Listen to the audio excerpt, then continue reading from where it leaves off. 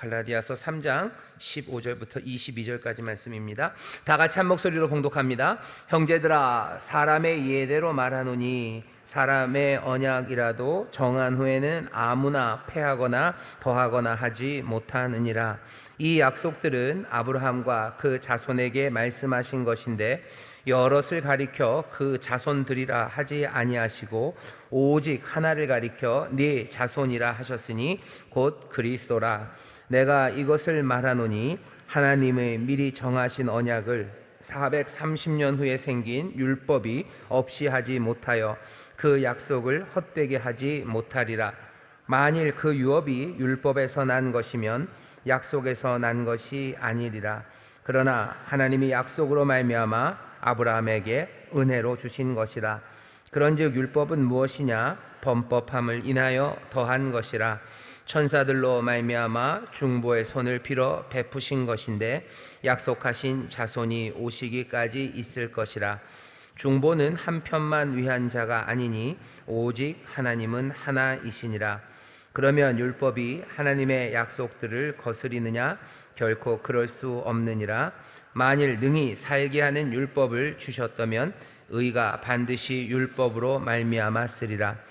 그러나 성경이 모든 것을 죄 아래 가두었으니 이는 예수 그리스도를 믿음으로 말미암은 약속을 믿은 자들에게 주려 함이니라. 아멘. 아멘. 짧게 하려고 했는데 오늘 본문이 사실은 좀 복잡합니다. 오늘 이 본문을 읽어보면요, 바울이 뭐라 그래야 되나요? 좀 아주 과감하게 구약 성경을 해석합니다. 왜냐하면 여기 바울의 좀 과감함이 보여요. 과감함이 보입니다. 근데 이게 뭐 바울이 특별한 사람, 이상한 사람이라 그런 건 아니고요. 바울이 아마 랍비였기 때문에 그럴 겁니다. 바리새 전통에서 배웠고요. 어쩌면 그 이스라엘 유대인 중에 뭐 율법 선생으로 키워진 사람이에요. 그 일 하려고 아마 가족들도 평생에 우리 아들이 그렇게 커가기를 기도했을 거고, 바울도 뭐 바리새인 중에 바리새인, 가말리알 문화에서 배운 사람, 아마 자기도 랍비가 되기를 랍비가 될 거라고 생각했던 사람일 겁니다, 바울이.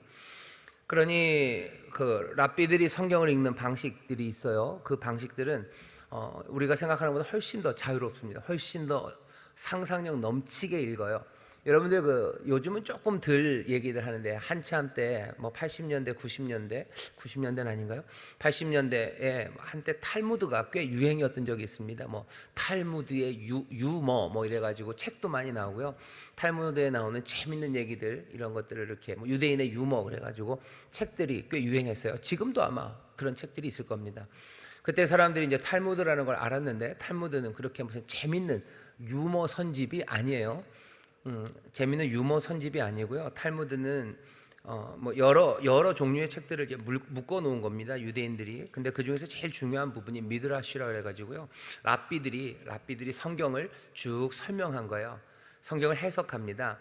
근데 유대인 랍비들이 성경을 해석하는 방식은 뭐냐면은 아주 대단한 상상력이에요. 상상력을 어디에 앞에 랍비들의 해석에 붙여서 해요. 꼭 앞에 있는 랍비들의 해석을 똑같이 따라가야 되는 건 아니에요. 하지만 앞에 무슨 얘기가 있는지 다 알죠. 그리고 그 뒤에 다른 랍비가 또 다른 이야기를 붙입니다.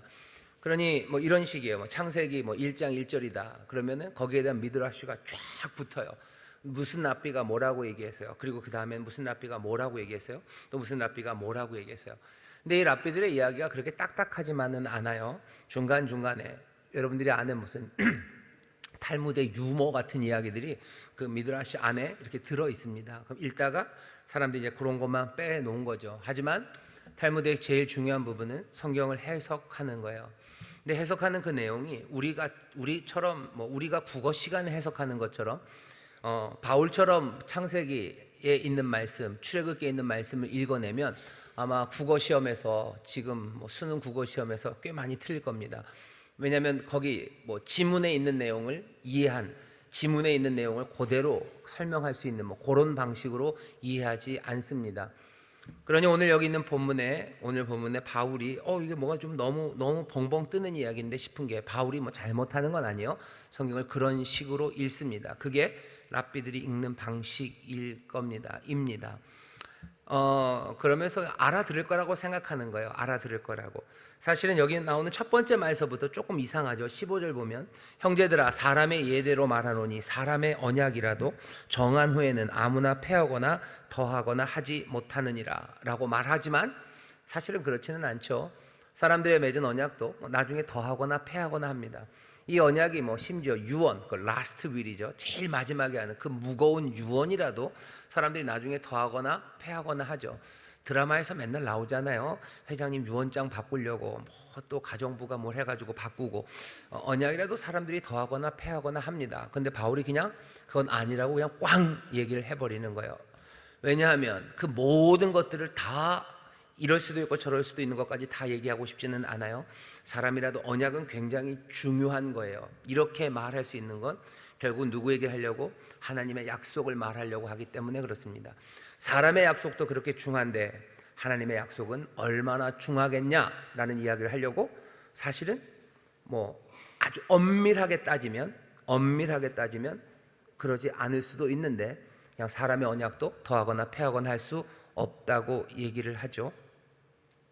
또 바울이 하는 이야기들 중에서 유대인들을 깜짝 놀라게 할 만한 이야기는요, 다른 데가 아니라 율법에 관한 이야기입니다. 19절이에요. 그런즉 율법은 무엇이냐? 범법함을 인하여 더한 것이 아니냐. 이것도 앞에 있는 랍비들이 이런 식으로 말하지는 않았을 거예요. 하나님이 율법을 주신 건 신명기에도 그래요. 하나님이 이스라엘을 사랑하셔서 주신 거죠, 그죠? 그렇게들 배웠어요. 왜? 모세가 그랬기 때문에. 모세가 이스라엘아 너희같이 그렇게 복 있는 백성이 어딨냐? 너희 참 복 많은 백성이다. 너희에게 하나님이 이 율법을 주셨어요. 이 말씀을 주셨는데 이런 말씀같이 귀하고 선하고 그죠? 그리고 은혜 가득한 말씀을 신으로부터 받은 민족이 있느냐라고 말하면서 이 율법이 하나님에게서 받은 선물이고 은혜임을, 그래서 아주 자랑스러운 것이라고 모세가 가르쳤고요. 이스라엘은 그렇게들 생각했어요. 근데 여기서 지금 바울이 뭐라고 그러는 거야? 율법을 주신 건 너희가 범법함을 인하여 그런 거 아니냐. 너희들이 죄를 지었기 때문에 주신 것 아니냐. 그러면 이건 죄를 지었기 때문에, 말은요, 죄를 지었기 때문에 하나님께서 여전히 은혜와 선물로 주신 것, 그렇게는 되지만 자기들이 이제껏 가져왔고 생각했던 것과는 전혀 다른 얘기를 지금 바울이 하는 겁니다. 그러니 단박에 이 사람들이 받아들이기는 어려워요. 하지만 그래도 이것도 따지고 보면 그럴 수 있습니다. 하나님께서 율법을 주신 것은 이스라엘 사람들이 너무너무 잘하고 누구죠? 아브라함의 자손들이 진짜 어디 하나 흠잡을 데 없이 잘 살아서 그래서 율법을 주신 건 아닌 게 분명하죠. 아브라함이 하나님에게서 부름받고 정말로 흠하고 티 하나 없이 믿음으로 하나님의 의를 따라서 하나님의 은혜의 소망 그 약속을 따라서 살았고 이삭도 그랬고 또 야곱도 그랬고 야곱의 12아들도 그랬고 또 그 12아들 뒤에 살았던 그 수백만의 사람들이 그렇게 살았다면 하나님이 율법을 주셨겠습니까? 주실 일 없었겠죠. 주실 일 없었을 겁니다. 야곱이 어땠는지 우리가 알아요, 그죠? 그리고 야곱의 아들들, 그 12아들들이 어떻게 살았는지 우리가 압니다. 그러니 자손들은 범법을 한 거예요. 범법을 했고 그리고선 하나님의 율법은 그 뒤에 왔죠. 그걸 바울이 그냥 인과로 연결시킨 겁니다. 백성들이 죄를 지었어요. 그리고 율법을 주셨어요. 그걸 어떻게 설명해요? 범법함을 인하여 이것 때문에 너에게 율법을 주었다라고 말하는 거예요. 사람들은 그러니 황당해하는 겁니다. 유대인들은 라고 생각을 해요. 하지만 마땅히 반론할 방법은 당장은 없어요. 랍비들이 성경을 해석하는 방식이 그런 겁니다. 말이 돼요. 하지만 전에는 생각해보지 못했던 방식들이에요. 그리고 그것들을 논증하기 위해서 탈무드, 유머라고 하는 그런 여러 가지 그 황당한 예들을 막 가져다 대서 갖다 놓습니다. 이렇게 하는 이유는 뭐죠? 하나님의 말씀을 정말로 생생하게 살피기 위한 랍비들의 방법입니다. 우리도 그럼 이런 방식으로 성경을 읽어야 됩니까? 우리는 이런 식으로는 좀 안 읽어요. 그러니까 랍비식으로 그렇게 미드라시처럼 성경을 해석하지는 않습니다만 우리도 하나님의 말씀을 어쩌면 아주 고정적으로 이해하고 그냥 다 안다고 생각하고 먼저 안심하게 너무 편안하게 읽지는 마시고 하나님의 말씀을 조금 더 상상력 있게 하나님의 말씀이 나를 어디로 인도할지 전에 그려보지 못했던 꿈들을 꾸면서 읽으시면 좋겠습니다. 바울 이야기를 좀 하고 그 다음에 이제 도대체 바울이 이렇게 아주 특별한 방식으로 전하려고 하는 메시지가 뭔지 그거 확인해 보겠습니다. 음성 듣기입니다. 첫 번째 단락 같이 읽어보겠습니다. 시작. 오래된 것이 더 중요합니다. 율법이 오래된 것 같지만 아닙니다. 언약이 더 오래되었습니다. 유업을 주신다는 언약이 더 오래되었습니다. 율법은 모세를 통해, 언약은 아브라함을 통해 주어졌기 때문입니다. 잠깐만요. 여러분들, 율법보다 아브라함이 훨씬 더 먼저입니다. 여기 바울이 말하는 것 따지면 430년이나 먼저예요. 근데도 이상하게 모세가 좀 더 나이가 드신 것 같은 느낌이 들지만 아닙니다. 아브라함이 더 오래 살았고요. 그리고 또 훨씬 더 앞쪽의 사람입니다. 모세는 뭔가 율법을 들고 있으니까 훨씬 더 근엄하고 더 위에 있는 것 같지만 아닙니다. 아브라함이 훨씬 더 위에 있습니다. 권세도 더 그 위에 있습니다. 물론 모세의 책이 모세오경 그래서 꽉 있지만 그건 우리에게 주어진 손에 들린 게 그럴 뿐이에요. 하나님의 역사 안에서요, 아브라함이 모세보다 훨씬 더 앞에 있고요. 그리고 또 거기서부터 뭔가 하나님이 시작하셨습니다. 계속 읽겠습니다. 그러므로 언약이 더 중요하고 권위가 있습니다. 율법이 아무리 힘이 센 것 같아도 언약이 더 힘이 셉니다. 바울은 아브라함에게 주신 약속에서 하나님이 자손, 즉 단수로 말씀하셨지 자손들이라고 하지 않으셨다는 것을 강조하면서 그 단수성을 그리스도 한 분이라는 실체에 연결합니다. 잠깐만요. 이것도 미드라시입니다. 자손들 아니라 자손이라고 그러지 않았냐. 그러니 이건 한 사람이다. 그리고 한 사람은 그리스도다. 뭔가 좀 점프가 좀 심하죠. 그래도 말은 됩니다. 이게 미드라시식이에요. 아브라함의 자손들이라고 하지 않고 자손이라고 했다는 거예요. 사람들은 그 이삭 얘기 아니냐, 그럴 수도 있어요. 하지만 이삭에게서 도대체 뭔 일이 일어났냐는 거죠. 그래서 모든 민족이 복을 받았냐, 그거 아니지 않냐. 그리고는 점점점 자손들이 생겼지 자손이라고 말할 수는 없죠. 근데 그러면 하나님의 약속이 헛되냐? 아니라는 거예요. 결국은 한 사람, 자손 하나가 올 거다. 특별한 하나가 와야 돼요. 왜? 이미 자손들이 다 퍼졌기 때문이에요. 그러니 이제부터 나오는 그 시에서 나오는 것들은 그냥 다 자손들 중에 하나일 뿐입니다. 근데 하나님이 자손이라고 그랬는데 그럼 도대체 그 하나는 누구냐는 거예요. 바울이 대답하는 거죠. 그건 아주 특별한 그리스도, 그분이시다라고. 어떻게 보면 논리적으로는 뭔가 점프가 심하지만 그래도 고개를 끄덕이게 하는 성경의 해석으로 바울은 지금 하나님의 역사를 우리에게 지금 설명해 주고 있는 겁니다. 자, 그 다음에 녹색 글씨서부터 읽겠습니다. 시작. 아브라함에게 약속하셨던 유업은 이제 그리스도에게 집중되고 누구라도 그 복을 얻으려면 그리스도와 연결되는 방법밖에 없게 됩니다. 율법이 아니라 말입니다. 그러니 할례는 중요하지 않습니다. 논리는 이런 겁니다. 하나님은 한 분이셔요. 그죠? 하나님은 한 분이십니다. 거기 뒤에 20절에 보면 중보는 한 편만 위한 자가 아니니 오직 하나님은 하나이시니라. 하나님이 하나시니 하나님의 뜻도 하나입니다. 하나님의 한 분, 그러니 뜻도 하나셔요. 뜻이 하나니 처음서부터 밝힌 것, 그것이 하나님의 뜻일 겁니다. 그죠? 먼저 밝히신 것, 그것 중요합니다. 뜻이 하나이기 때문에 그래요. 하나님은 한 분이십니다. 먼저 밝힌 게 중요해요. 먼저 밝히신 건 뭔데요? 은혜로 주신 언약이 먼저였어요. 아브라함에게 주신 언약이, 그 약속이 먼저입니다. 누구보다? 모세보다, 그리고 모세의 율법보다 먼저입니다. 그러니 하나님의 뜻은 어디에 있어요? 아브라함에게 주신 그것이 하나님의 뜻이라는 거예요. 바울이 말하는 건. 왜?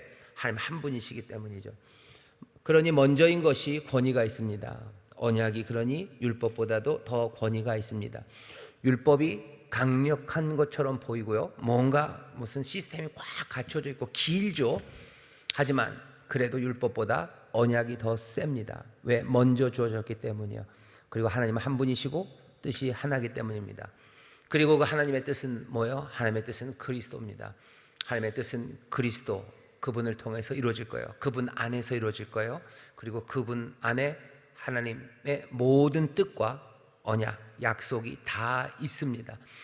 그래서 오직 그리스도예요. 오직 그리스도. 그 안에 하나님의 뜻이. 그래서 모든 하나님에 관한 진리와 우리에 관한 진리는 다 십자가 그 그리스도 안에서 발견되는 겁니다. 바울이 지금 그 얘기를 하는 거예요. 하나님 한 분이시지, 그 뜻이 하나겠지.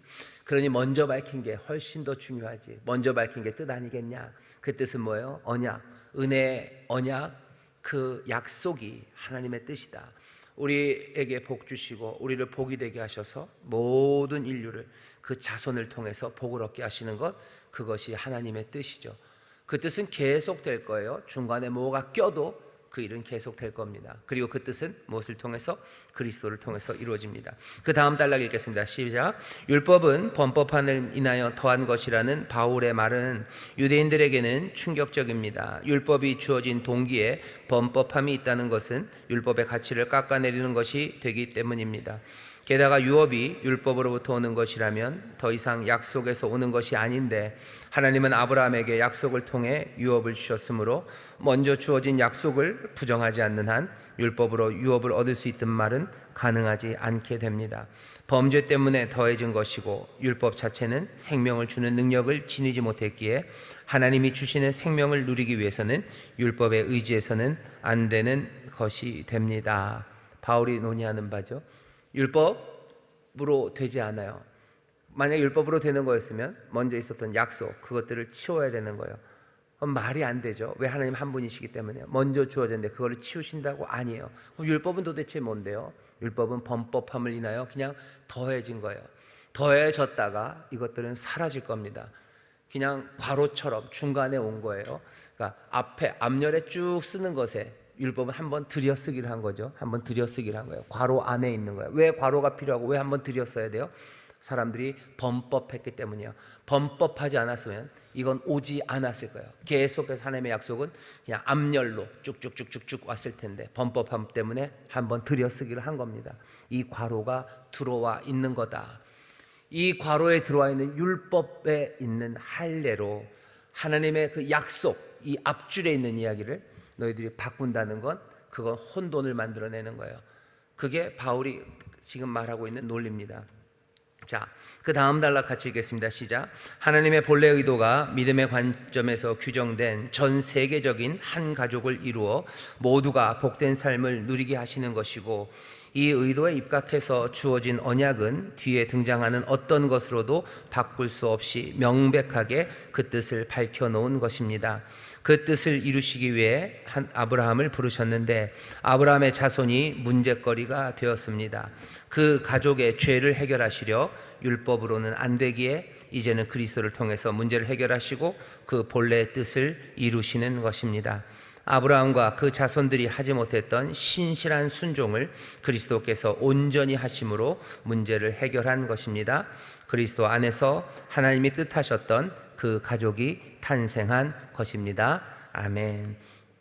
하나님의 가족을 만드시려고 하신 거예요. 하나님의 가족을. 그러니 하나님 한 분이십니다. 그러니 당연히 하나님의 가족도 하나겠죠.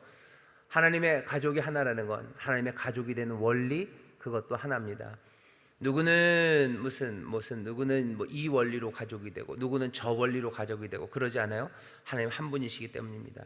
가족이 되는 원리 처음서부터 밝히셨어요. 율법이 아니라 먼저 했던 언약이 가족의 원리입니다. 아브라함의 자손이 되는 거예요. 그 언약으로 그 은혜의 약속으로 하나님의 가족이 되는 겁니다. 율법은 범법함 때문에 더해진 것뿐이에요. 본래 드러난 하나님의 뜻, 그러니 바뀌지 않습니다. 본래의 선한 뜻은 그리스도로 이루어집니다. 하나님의 가족이 되는 길은 예나 지금이나 처음서부터 하나였어요. 복된 삶이 되는 건 처음서부터 하나였어요. 하나님의 은혜의 약속, 그 약속으로 우리는 하나님의 자녀가 되는 거예요. 율법은 범법함으로 끼어들었어요. 그러니 그리스도가 와서 약속이 이루어졌으니 이제는 율법이 더 이상 끼어들 필요 없습니다. 우리는 그냥 뭐만 남은 거예요? 약속의 백성이야. 우리는 은혜의 백성이야. 그리스도를 믿음으로 그 은혜 안에서 우린 뭐가? 하나님의 자녀, 하나님의 가족, 복 있는 사람, 복이 되는 사람. 정말 하나님의 선하신 뜻, 내 아버지의 선하신 뜻이 우리의 삶에서 온전히 이루어지는 그런 하나님의 가족이 된 사람들입니다. 옆에 있는 구역자님들에게 계세요. 우리는 하나님의 가족입니다. 우리 하나님의 가족입니다. 어떻게 하나님의 가족이 되셨어요? 은혜로 됐습니다. 옆에 대니 은혜로 됐습니다. 은혜로 됐습니다. 은혜로 됐습니다. 그 은혜는 어디에서 확인됩니까? 그리스도, 오직 주 예수 그리스도 십자가에서 돌아가신 바로 그분 안에서 발견되는 그 은혜로, 그 약속을 믿음으로 우리는 하나님의 자녀, 하나님의 가족이 된 사람입니다. 이건 그냥 상상해서 난 하나님의 가족인가 보다라고 내가 마음에 생각하는 게 아니에요. 왜? 뭘로 확인돼요? 십자가가 내 마음에 새겨진 게 아니에요. 십자가의 보혈이 내 마음에 흘려진 게 아니에요. 십자가의 보혈이 그 땅에 흘려졌고요. 십자가가 바로 그 땅에 거기 섰기 때문이에요. 말씀이 육신이 되어 우리 가운데 오셨기 때문입니다. 내가 하나님의 자녀가 된 건 정말로 내 육신, 이 삶이 정말로 하나님의 자녀가 된 거지, 내가 하나님의 자녀가 된 것으로 생각하고 살아가는 게 아닙니다. 하나님의 아들이 십자가를 생각으로 지지 않으셨어요. 육체로 지셨어요. 정말로 이 땅에, 이 역사의 현실에서 지셨어요. 이 지구 위에서 지셨어요. 이 지구 위에서 지셨고 정말로 그 동네에서 지셨고, 그러니 나는 이 동네에 살고 있는, 이 지구 위에 있는 나는 지금 생생하게 하나님의 가족입니다. 그게 우리가 믿는 바입니다. 여러분들 분명하게 확인하셔요. 그냥 깜짝깜짝 놀라셔야 돼요. 이 사람이 하나님의 가족이라고? 예, 맞습니다. 이 사람이 하나님의 딸이라? 예, 맞습니다. 옆에 있는 분 한번 얼굴 한번 보셔요. 확인하셔요. 그리고 얘기하셔요. 하나님의 따님이시군요. 하나님의 따님이시군요. 여러분이 하나님의 딸이라는 사실이 황당하고 놀라우시죠? 황당하고 놀라우시죠? 여러분들 만화책 잘 안 보시죠? 안 보시죠? 뭐 박봉성 씨라고요. 뭐 만화책 길게 쓰는 사람이 있었어요. 이현세 씨도 만화를 좀 길게 썼는데 박봉성 씨는 그보다 막 2배씩 3배씩 썼는데 그 중에 하나가 뭐 신의 아들이라고 만화가 있었어요. 황당합니다. 뭐 사람이 아니에요. 최강타 거기서는 사람이 아니문이다. 그러니까 사람이 아니에요. 그러니까 만화 제목이 신의 아들이에요. 신의 아들인데 뭐 어마어마합니다. 조금 몇 회 보다가요, 뭐 관뒀어요. 와, 이건 너무 황당해서 도저히 볼 수가 없다 그래서 접었는데, 신의 아들이에요. 뭐 그럴 수밖에 없죠. 뭐 걔는 그냥 신의 아들 비슷해요. 근데 우리는 그건 그냥 만화고요. 우리는 정말로 뭐 이 땅에서 지금 여기서 우리가 하나님의 아들이에요. 우리가 하나님의 딸이에요. 일부러 하나님의 아들이라고 그런 건요, 그냥 딸을 배제하기 위해, 여자 배제하려고 하신 건 아니고, 그 당시에 아들이 상속권이 있고 상속자이기 때문에 그래요. 너희가 하나님의 아들이다라는 건 하나님의 모든 것이 다 너희의 것이다 라는 뜻입니다. 여러분들 하나님의 것이 여러분들의 것인, 여러분들은 하나님의 자녀들이에요. 옛날에는 뭐 상속받을 때 장자가 상속받고 뭐 여자는 상속에서 빠지기도 하고 막 이랬어요. 근데 이제는 아니죠. 이제는 남녀 구분 없이 상속합니다. 심지어 배우자에게는 1.5배를 주죠. 뭐 그렇게 된 세상이에요. 그러니 뭐 그냥 자녀라고 해도 아무 상관없지만, 그냥 느낌은, 성경에서 아들이라고 하는 느낌은요, 아들이 나올 때마다 왜 아들이라고 그래? 라고 생각하면서 화내지 마시고, 아들이란 하나님의 아들이다 라는 이야기, 너희는 하나님의 아들이다 라는 말을 들을 때마다 여러분들 뭐 생각하시면 돼요? 하나님의 것이 내 것이구나. 내가 하나님의 나라를 유업으로 받을 사람이구나.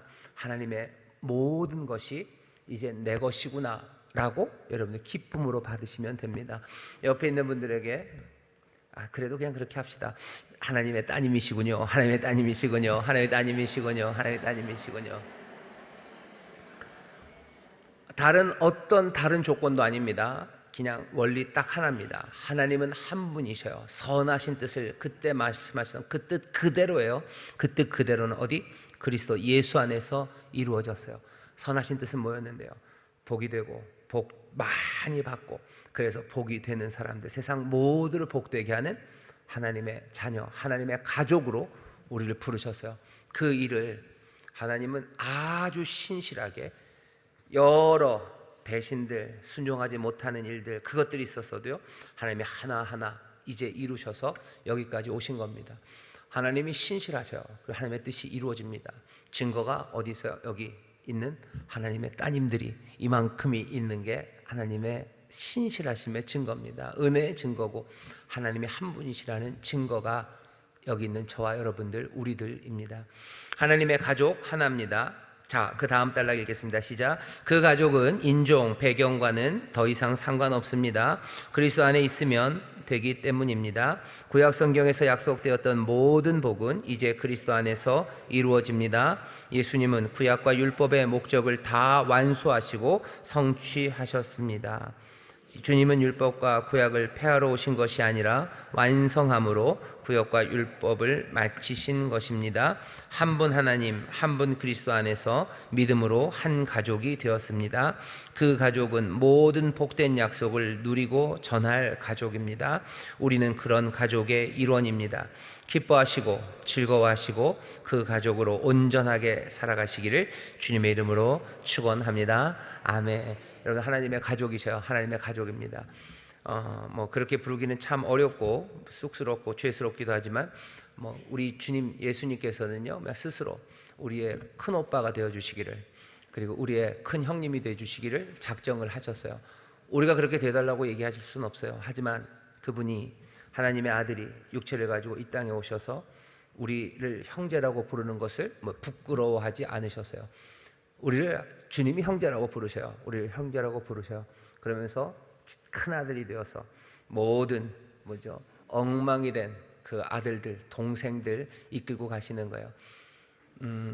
여러분들, 우리 예수님이 우리 여기 여자 구역자님들만 큰 오빠입니다. 큰 오빠셔요. 어떤 큰 오빠요? 이 날라리 같은 여자들 동생들을 다 끌어다가 아버지께로 가는 정말 착하고 사랑 많고 지혜롭고 능력 많은 큰 오빠셔요. 큰 오빠셔요.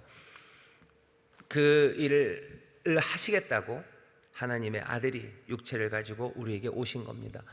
여기 오빠 없으신 분들도 계시죠. 그리고 평생에 오빠 하나 있었으면 좋겠다 싶으신 분들도 있으셨을 텐데, 하나님 예수님은 우리에게 그런 오빠가 되셔서요, 하나님 우리 아버지께로 우리를 인도해 가신답니다. 우리는 그런 가족이에요. 그러니 든든하죠. 예수님이 내 큰 오빠가 되셔서 나를 아버지께로 인도할 거예요. 나의 삶을 그러니까 위로하실 거예요.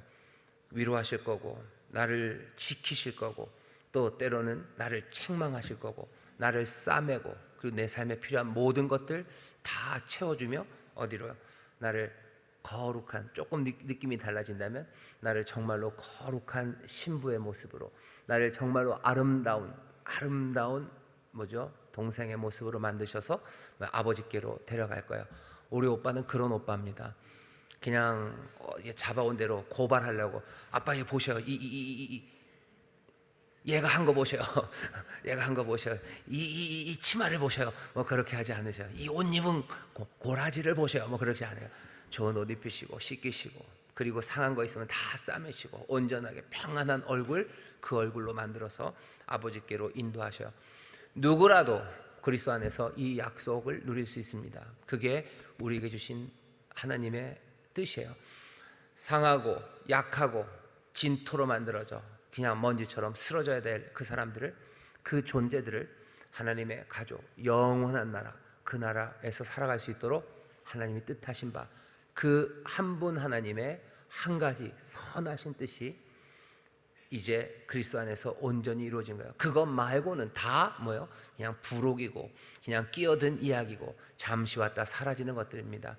이 은혜를, 이 약속을, 이 하나님, 이 그리스도를 놓치지 마시고, 하나님이 어떤 분인지, 주가 어떤 분인지, 우리의 삶이 뭔지, 우리의 삶이 어디로 가는지, 이 진리에 대해서 들은 사람들답게, 그리고 이 진리를 영접한 사람들답게 하나님의 가족으로 사시기를 주의 이름으로 축원합니다. 주의 이름으로 축원합니다. 옆에 있는 구역자님들에게 얘기하죠. 우리는 행복한 사람입니다. 우리 행복한 사람입니다. 그렇죠? 그리스도 안에서 이루어진 약속이야. 누구라도 그리스도 안에 있으면 이것이 좋으신 하나님, 우리 아버지의 뜻입니다. 그러니 유대인이 될 필요가 있습니까? 당연히 없죠. 율법의 할례 규정? 아니, 그거 필요 없어요. 그리스도 안에서 그리스도의 은혜 따라서, 그리스도의 말씀 따라서 살아가면 그것으로 충분합니다. 끼어든 그것 때문에 마음 빼앗길 것 없습니다. 하나님의 자녀가 되신 여러분들, 그리고 하나님의 가족 되신 우리 구역장 여러분들, 그래서 여러분들은 자유한 거예요. 끼어드는 이야기들에 이젠 더 이상 끼어들 것 없습니다. 왜? 그 씨, 그 자손은 우리에게 왔고 그 구원자, 그 길은 우리 가운데 열렸어요. 우리는 이 진리를, 이 길을, 이 생명을 붙잡았어요. 그러니 다른 거에 끌려갈 필요 없습니다. 위협한다고 해서 끌려갈 것 없고 유혹한다고 해서도 거기에 끌려갈 이유가 없어요. 여기에 가장 좋은 게 있어요. 그러니 유혹받을 일 아니고, 여기에 가장 강한 것 있어요. 그러니 위협받을 일도 아닙니다. 누구라도 이 은혜 안에 들어올 수 있게 하셔서요, 이 선하신 뜻으로 살아갑니다. 우리 하나님의 가족인 걸 분명히 확인하셔요. 복된 약속 여러분들 누립니다. 이 복을 전하셔요. 그리고 이 복으로 초청하셔요. 우리 주님께서 우리를 끌고 가시듯이 우리도 그 사랑 안에, 그 가족 안에 있는 사람이면요, 사람이 변합니다. 더 이상 욕심껏 살지를 않아요. 하나님의 가족처럼 점점 변해요. 그리스도의 형상이라고 그러죠. 아들의 형상으로 우리가 변해가요. 그러니 우리도 뭐가 돼요? 큰 언니 되어가기 시작하고요. 우리도 큰 누나 되어가기 시작하는 거예요. 우리도 이 복을 전하고 싸매고 챙기고 이 생명의 길로 인도하는 우리 뒷사람에게, 여러분들도 누나가 되셔야죠. 누나도 언니가 될 겁니다. 전에 한참 바깥에서 비행하시고 날아다니시고 덜 떨어지셨을 때는 그런 생각 한 개도 없었어요. 그죠? 하지만 이제는 아니죠. 이제는 그리스도를 닮아가기 시작하는 거예요. 우리 큰오빠 닮아가기 시작하는 거예요. 왜? 내 뒤에 내 동생들이 있기 때문입니다. 그러니 기쁨과 감사가 넘쳐요. 소망 가운데 책임이 있습니다. 우리는 그런 하나님의 사람이에요. 하나님이 이 선하신 뜻을 우리에게 보이셨고, 그리고 그 뜻을 이루시기 위해서 지금도 은혜를 주시고, 지금도 빛을 비추시고, 지금도 우리에게 그리스도의 사랑, 그 놀라우신 은혜를 채우셔요. 우리 날마다 그 은혜 안에서 정말로 꿈꿀 수 없었던 삶을 살아가는 사람들입니다. 이것을 믿으시고 이거 서로 격려하시기를 주의 이름으로 축원합니다. 감사합니다. 한 걸음 내딛기 참 길죠. 같이 읽겠습니다. 시작. 우리는 하나님의 가족입니다. 우리는 한 형제요 자매입니다. 그리고 그 가족은 어마어마한 은혜로 이루어진 가족입니다. 그리스도의 보혈과 성령님의 하나 되게 하심으로 이루어진 가족이고, 모든 풍성한 삶의 필요가 채워질 뿐 아니라 다른 모든 이들을 이 풍성한 삶으로 인도할 가족입니다. 이 가족의 일원으로 서로를 대하고 이 가족의 일원답게 당당함으로 살아야 합니다. 이 가족에 해야 할 일에 감사와 기쁨으로 동참해야 합니다. 새 신분을 주셨으니 새로운 삶을 살 수 있고 또 그렇게 살아야 합니다. 새로운 삶을 위해 시도하고 싶은 것들을 이야기해 봅시다. 하나님의 가족으로 나에게 새 삶을 주셨어요. 이 새 삶에 합당하게 나도 이제 그 가족답게 살기 위해서 하고 싶은 일들이 생기셔야 됩니다. 그 소원을 하나님이 주시는 거예요. 그리고 그 소원들을 이룰 수 있도록, 그 선한 소원을 이룰 수 있도록 우리를 도우시는 겁니다. 그렇게 우리의 삶은 점점 변해져 가고요, 세상은 점점점 달라져 갑니다. 세상의 다른 철학자들이나 아니면 어떤 행정가들, 누구 정치 지도자에 의해서 세상이 변해가는 것 아니라 여기 있는 이 하나님의 은혜로 세상이 변해가요. 은혜로 하나님의 자녀된 사람들, 그 사람들의 새로운 삶, 그 새 삶에 대한 가슴 벅찬 기대, 그리고 그 온전한 사랑이 세상을 바꿉니다. 대한민국에 대해서 갑갑해 하시는 분들, 세상이 바뀌었으면 좋겠다 싶으신 분들, 여기저기 돌아다니지 마셔요. 이미 하나님의 선한 계획은 우리에게 주어졌고 그 계획 안에 저와 여러분들이 있습니다.